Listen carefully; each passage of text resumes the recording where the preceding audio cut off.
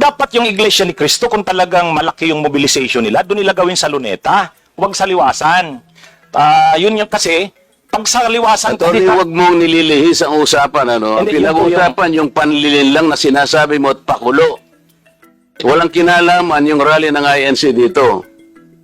Doon ko po kita, Honorable Congressman... Anong panlilin lang ang ginawa ko doon sa rally? Yung po yatang speech nyo doon Hindi sa... pa yata, kailangan siguruhin mo. Nagsalita ko doon, anong parte ng speech ko ang nilinlang ko ang mamamayang Pilipino? Honorable Congressman Marco, yung reaction ko po yata yung speech nyo po doon sa Ano stage. nga, kung alam mo yung speech ko, ano yung panlilinlang doon? Ikaw ang nagbablog, eh. Oh. Basta po tungkol po talaga yung naging topic ko po kayo tungkol doon sa rally ng Ano ANC. nga yung sinabi ko sa rally na nanilang ako ng Pilipino? Wala ka man lang maisip? Ito yung uri mo na hindi kailangan talagang nagbablog, eh.